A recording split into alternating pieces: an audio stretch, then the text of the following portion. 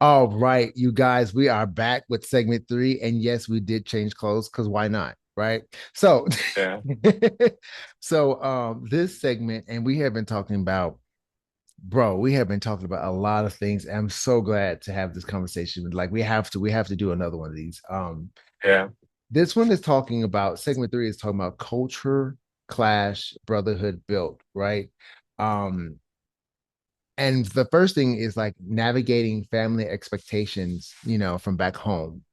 I can't necessarily say I have family expectations because my family have just given up on trying to tell me what to do. Yeah. Yeah. Because clearly I'm going to do what I want to do. But That's good. you know, Yeah. how do you navigate those expectations, like family expectations? Do they impact you? Well, lucky for me, I mean, ever since I was born, then, like, I mean, I mean, again, like I come from India, a little background. So Indian family values are a little different, but hopefully my father, like, always like trusted me. Mm, I mean, he didn't trust me earlier, but as he saw that I'm doing good in life, I have good moral values, I have a good character, and, I'm growing up becoming a nice human. So he kind of like, pushed back on himself and he was like, yeah, let him do whatever he wants. He's like mature enough. So luckily, I don't have like a big pressure from family. Oh, no, you have to do this or you have to do this in a certain way. Like I can go out and marry someone from a different culture. And, my family's pretty cool, pretty chill. But yeah, some things could be real. Like, but at the end of the day, they still want you to do good in life, and mm, you should have like a nice job and earn good money and stuff like that. So yeah, those things are there, and also like Indian parents usually they talk to their offsprings like almost daily. Like two times in a day for like hours and like one time a day. But luckily for me, it's like now I speak with my father and my mother like once a week or maybe twice a week mm-hmm. for like some time, and that's pretty much it. Nothing major going on around there. Yeah, But yeah. I yeah, am. That's really cool, man, because as I'm looking yeah, at these different things for this segment, I'm like, this is this is probably going to be these two next segments that we have are going to be pretty big, man. I'm looking at them like, hmm wow, just because when being here in America, do you find that some of your American friends don't quite always get your values? And how do you navigate that? Because it's like you're here and people that you connect with back home, they're not here with you. And so like having a kind of community. I know that you were talking about yeah, your friends out in the where from uni that you went to. But yeah, right now you're not really around them. So like when you're not around yeah, that space of familiarity when it comes to cultural values and you're submerged into the American right, hustle and bustle, how do yeah. you how do you navigate that when people around you don't quite get your values? Well, so I would say, Mr. Locker Room, that American people and especially like America and American people, they're so open. Mm, Like if let's say if I mean they're so open and they're so open-minded and they're so welcoming all the time that there's never been really a clash or something like that because they are so understanding and they're so respectful for other cultures and other values. Like I've had my American friends and like there are certain things that we do differently in India. And if I'm doing a certain thing which is a little different, they would always appreciate and they always want to like know more about it and get to know things better. Oh, why do you guys do this? And how, or like what's the thought process behind it? So I mean, I'm glad I'm not in another country. Let's say if I was in any other country, then it could have been a little difficult. But like mm, thankfully, like all the American people are so good, like in there. they're so open-minded. There's that it usually is pretty normal, and like they're all accepting, and they sometimes try to like do our traditions and customs like us, which Oh, is okay. super nice. And I mean, yeah, and like because we're coming from an outside world, from a different world, so we're trying to adapt. We're trying to do the American way of doing things, and they try to do the Indian way of doing things. So which is very wholesome, and everyone learns new things, new traditions, and new customs. But yeah, like there has never been a moment where there has been like a cultural clash or anything. Not even close. Like they're so welcoming. Like at least all the friends that I've got, I'm so lucky that I have like friends like you and like other people in my friend circle, which are like super open minded and super. They do not live in their own bubble. Like Yeah. they're like flexible. So yeah, yeah. But yeah, that's what I think. What do you think on this topic? Well, Like, because what it's would you think? I know you're from here, but for me, I would say that like what we're doing right now is we are teaching each other our emotional vocabulary, right? From your background, from your history and family lineage and culture, and you're getting to see mine, right? Which is not necessarily the American emotional vocabulary, because I was just at an event last night, and I was told very frequently at that event that I was Mhm. very different from most people. And it wasn't a bad thing. It was just that, how I Yeah.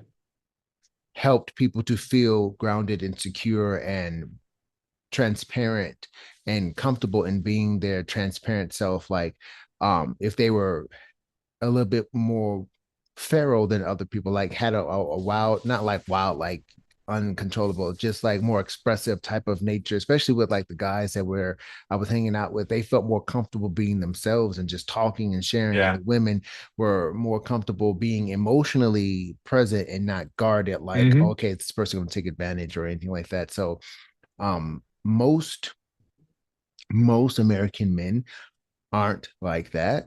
um Yeah.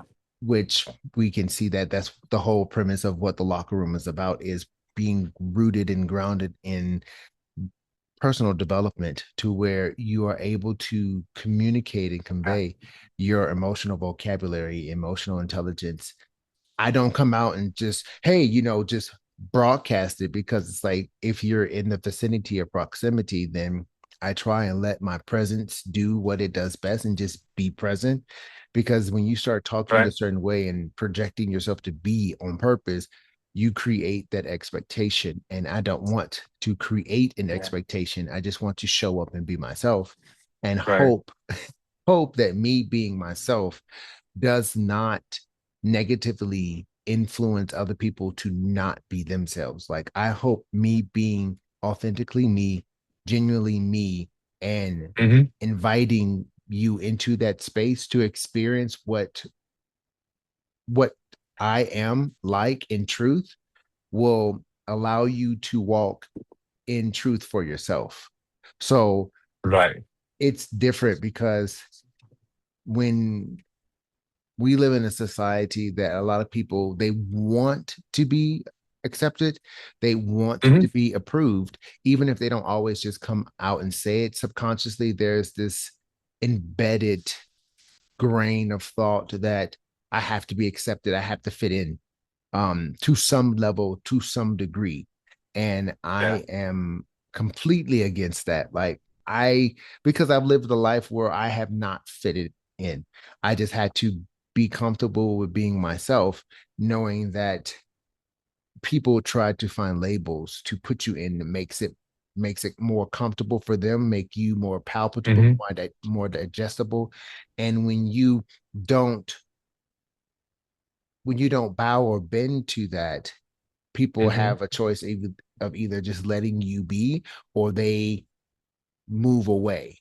They don't stay in Right. the vicinity of where you are. They kind of stop orbiting, because it's like, Right. this mystery, this anomaly, or whatever the case may be, is like, no, I'm just a regular person. It's just that you're not used to encountering somebody who Hmm. prefers security over compromise, who prefers walking in genuine authenticness instead of being politically Mhm. correct or polite for the sake of social gatherings or socializing. Yeah. Yeah. And when you reach that or encounter someone like that, it it challenges, what we have accepted to be socially acceptable, because it's like Mm. this person is very honest with who they are, and it's not offensive, but I don't know how to reach them because now I have a mirror in front of me that's showing me myself, that's like, I can either Right. rise to this occasion and be just as present and deal with that uncomfortableness because I'm not used to it, or I can continue wearing the Right. mask and Hmm. hope I'm not called out for it. So when you're talking Right. about the value Hmm. exchange, and um Hmm.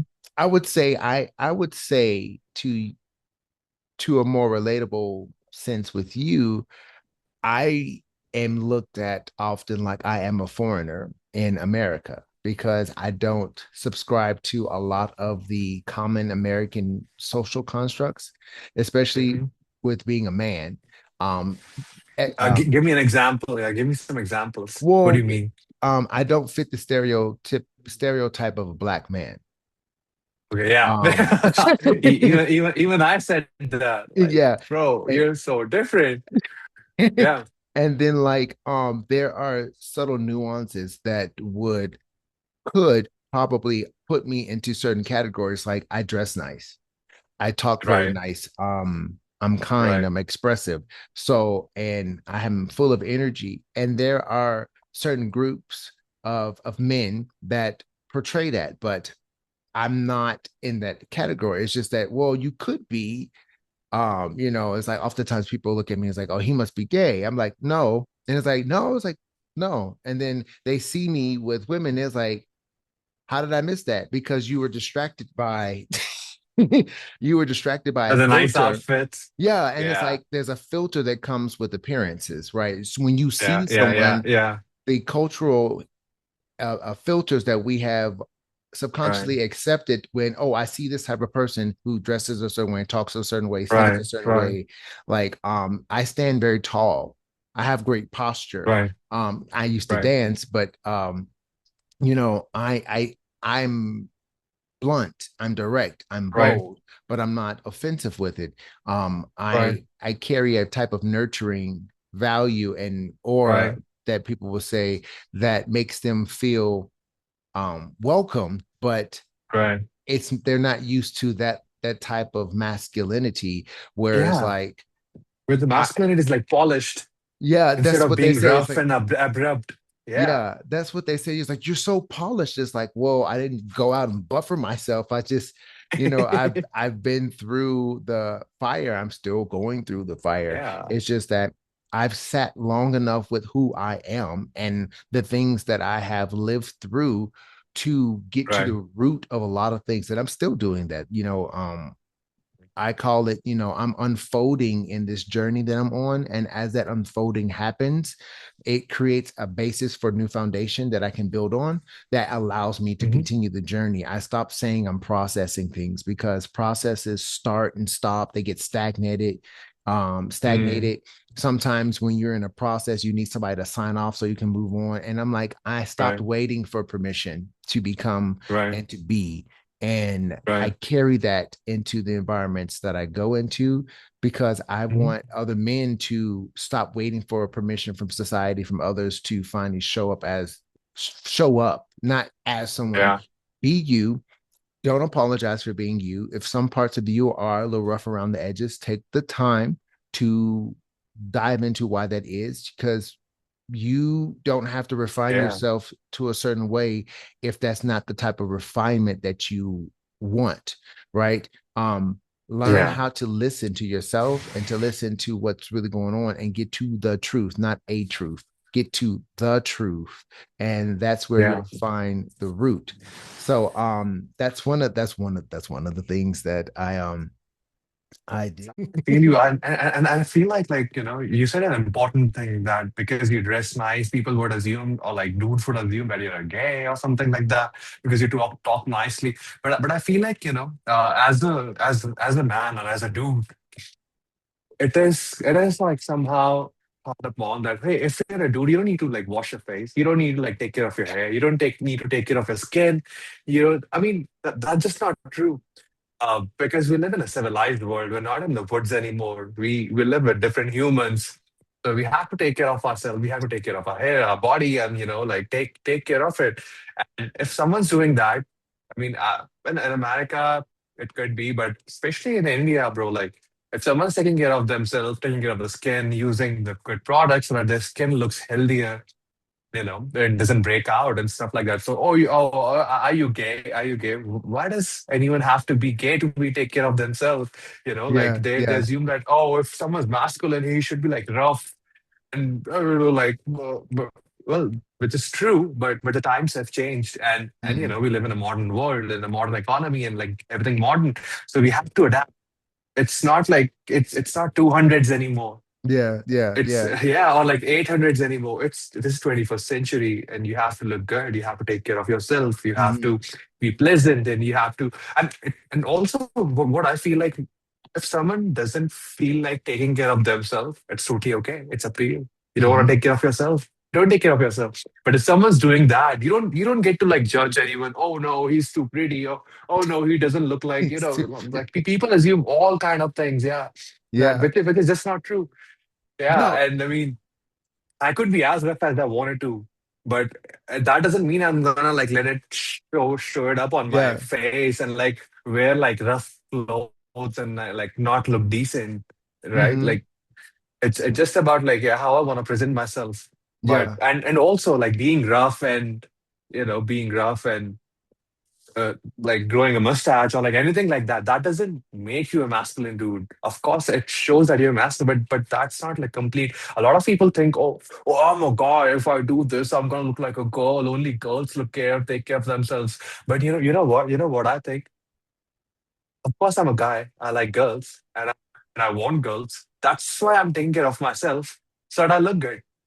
Mm, yeah, yeah. Because I would even say like not taking care of yourself, that makes you more gay, because of course you want the opposite gender, you want girls, but you not taking care of yourself is obviously making you look ugly to the girls, which in turn is not gonna get you any girls. If although I don't like just like dress nicely and like take care of myself for the girls part, because I mean that's just a small part of it. Mm, We yes, live in a yes, much yes, yes. much higher dimension. We're not like super, although we are super primal, but we also live in a different world and stuff like that. So it's just a part of it.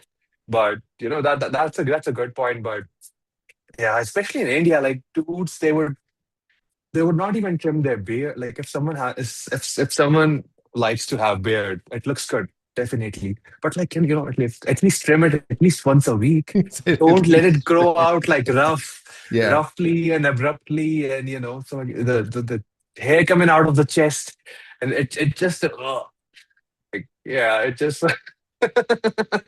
I get it. No, and yeah, and a lot of people are like, no, yeah, only girls take care of themselves, dude. yeah, Yeah, I'm sorry, were you saying no, something? no, I'm agreeing with you because it's like I've had people like they'll see me here and yes, I do smell good because I look like I smell good because I do wear nice smell goods Yes. because I like to smell good, Yes. you know. Um Yeah. so you are absolutely right, and it's all about, respect. I don't want to say self-respect. It's just respect, right? I respect who I am. I respect how I show up. I respect the Yeah. environments that I am in. I respect other people, and Right. Exactly. I desire to represent all of that, all of who I am, all of the communities that I represent, the people, the heritage, the upbringing, the mentorship, all of that when I go out into society or when I'm just in my room, regardless, I represent everything that has helped to shape me, right? God first, and then Yes. everything else Yes. after that. So it's like when I step out the room, you're seeing the accumulation Yeah, of yeah. everything, like, Hundreds of thousands of years. yes, Yeah. yes, yes, the Whatever led refinement. led led it to this point. Yes, Yeah. yes. Even all of the deep, heritage work of facing, the demons of the Yeah. family, right? Yeah. All of that. Everything. Yeah. But and most people Yeah. don't realize that when you, especially with a man, we carry so much of that, especially since we carry seed. We carry all of that with us. And so we have a lot of tension, a lot of pressure on us to show up Yeah. and Exactly. somewhat perform too. So Yeah. like how do you Exactly. how do you hold that tension without fixing it? Does that make sense what I'm asking? No, I no, yeah, exactly. Well, that's the thing. As a masculine person, there's always an option to like just fight, to like settle down things. Yeah, yeah, Let's say we both are, if we both are in disagreement, then we can just like go fight and like settle it down. But yeah, yeah. that's not the right way to do things, because that just means like if anyone, like they're not comfortable enough for the unknown or the uncertain. That's why anything which is not inside of your bubble, you find it like offensive, and you want to like calm that down because you want to live in the bubble. But as a guy, that's the beauty of us, of a masculine person. Like, they can be in total disagreement with someone else and still not get hyper or violent. If the Mm, masculinity is polished, if they're not like wild person, they're a civilized person and masculine person, then because a person would inherently understand that, okay, everyone has a different perspective, everyone's life condition was different, everyone's life is different, so of course they're going to have a different opinion. Sometimes you get people who have the same opinion, right? Sometimes you get yeah. people who have a different opinion, which is necessary as well, because there's always going to be light and dark and stuff like that. So no, and there's no universal truth to anything, to a way of life. Of course, there are different kind of shoes. Like, one shoe is not better than other shoe. It may be for you, but for other people, of course, they're gonna find other kind of shoes attractive, other kind of Mm, mhm. motorbikes attractive.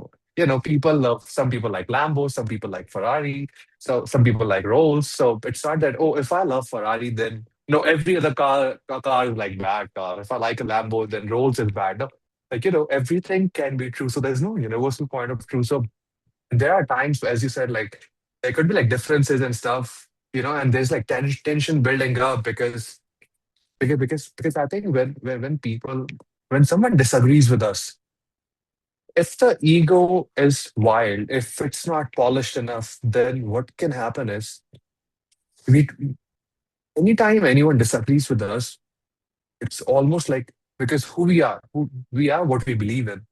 And when we have the reason why it's so problematic for a lot of people to go outside of their bubble and understand the different perspective, because we are what we believe in.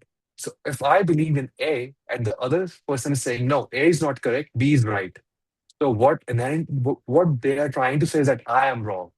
My belief. That's why like people get so attached to their beliefs, because their ego gets attached to their belief. Okay, am what I believe what I am. And if I think Lambo is the best car, all other cars are shit. And if someone's saying, no, Ferrari is better than Lambo, then that indirectly means that I'm wrong, which means my beliefs are wrong. And I am my beliefs, which means I am wrong. Mm, My ego's gonna be like, no, I'm not wrong, I'm right, I'm right. But I think for an actual masculine person, they understand, okay, beliefs are different. Their beliefs are different. And both can be right and both can be wrong. Like, why does it even matter? Yeah. And also, it's very important to hold the tension, because a lot of the times people do not confront other people at all, because they don't want the tension to happen, or they don't want to like brew the tension. So they would rather, a lot of passive people, so they would rather think bad about the other person, or hold grudges, or hold something against the other person, then confronting it and then finding out a solution where, like, it's not a zero sum game.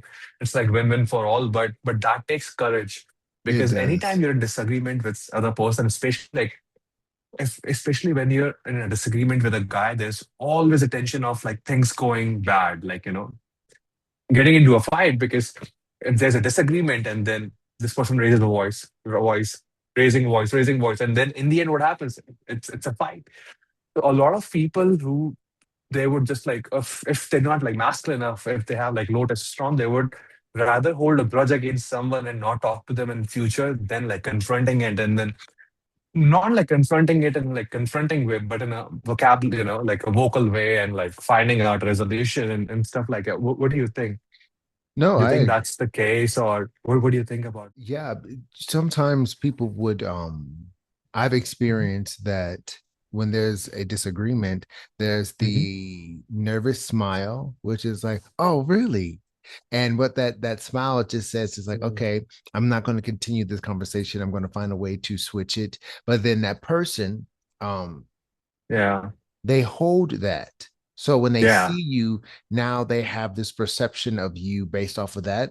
And right, depending on their level of maturity and right, willingness to accept it for what it was, which is just a disagreement, which is acceptable, and there's nothing wrong with right. that, they will either hold that or deviate from having certain conversations with you going forward, or even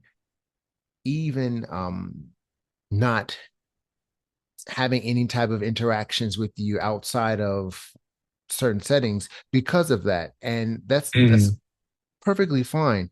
But as long to me, I would say as long as you're not holding something against someone because they don't agree with you, or mm, they don't match your lifestyle expectations, does not mean that they have a devalued life, you know, yeah, because oh, they may not live in the same neighborhood or the have received the same type of education. I have learned over the years that right, you can learn from anyone, especially if you are teachable, right? So for yeah. me, I have learned so many life lessons from people that I didn't think I would be learning them from, because there was a point in time that I was, what's the word I'm looking for? I was extremely judgmental.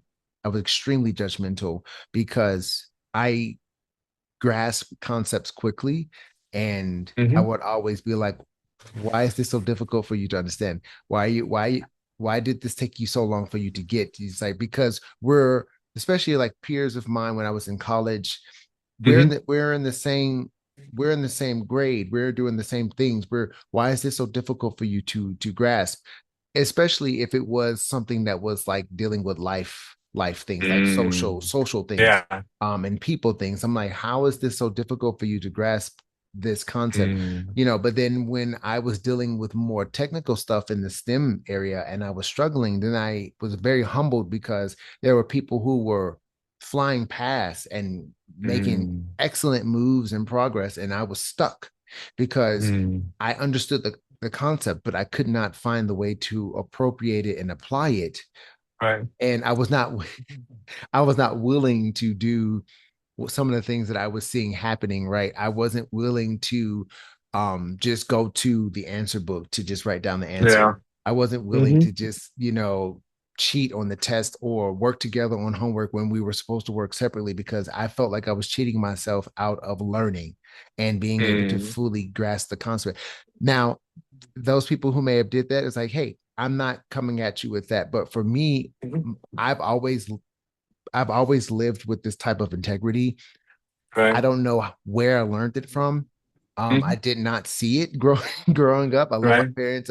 My mom had a really good sense of integrity. My dad, from what I could see, he had integrity and always showed up in how he was. But as far as Hmm. like that level of integrity, I would just say that, God was with me and he said, "You bet not."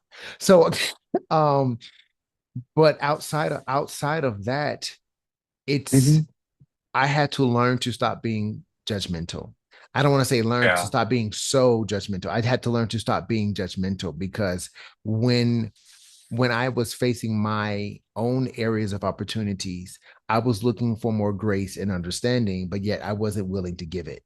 So Mm, I had to learn that very quickly, because we always want people to be kind and empathetic towards us, or you could be the person that say, no, I deserve this. I deserve to be punished for whatever. I was like, why are you choosing the Mm, hard road as if you being punished is going to be the payment for the situation? That's not how that works.